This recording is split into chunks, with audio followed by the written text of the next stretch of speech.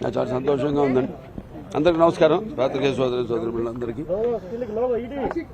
మన పద్మభూషణ్ అవడం చాలా సంతోషంగా ఉంది. ఇంకా చేసే నేనేమైతే కిషన్ రెడ్డి గారు చెప్పినట్టు ఏదైతే నేను చేస్తున్నానో సినిమాల ద్వారా వినోదం కానీ లేకపోతే మంచి సందేశాత్మక చిత్రాలు, అలాగే ఒక క్యాన్సర్ హాస్పిటల్ చైర్మన్గా అయితేనేమి గత 15 సంవత్సరాలకి ఈ సంవత్సరంతో 15 సంవత్సరాలు పూర్తవుతుంది మార్చి నెలలో.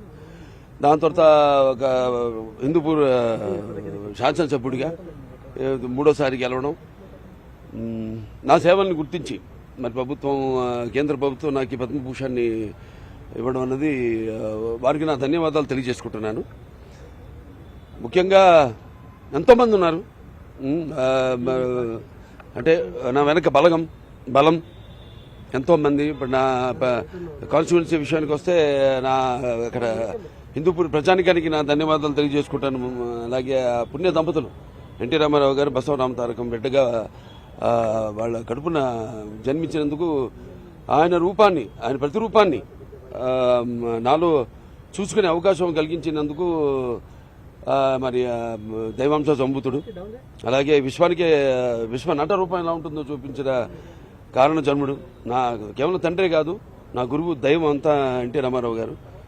మరి ఆయన ఒక బిడ్డగా పుట్టడం, అలాగే క్యాన్సర్ హాస్పిటల్ ఏదైతే ట్రస్ట్ మేము నడుపుతున్నామో అక్కడ మా డాక్టర్లే, మా బోర్డు మెంబర్స్ అయితేనేమి, అడ్మినిస్ట్రేషన్ సైడ్ అయితేనేమి, లేకపోతే మా డాక్టర్లు, నాన్ మెడికల్, పారామెడికల్, అలాగే నర్సింగ్ స్టాఫ్ అంతా కూడా వాళ్ళందరి, అలాగే చలనచిత్ర పరిశ్రమ విషయానికి వస్తే నా నిర్మాతలు, అలాగే నా దర్శకులు, నా తోటి కళాకారులు, సాంకేతిక నిపుణులు అందరూ ఇంకా స్ఫూర్తి, అంటే మళ్ళీ వెన్ను తట్టి ఇంకా మంచి ఒక ఆక్సిజన్ మళ్ళీ నింపినట్టు మళ్ళీ ఇంకా మంచి ఇట్లాంటి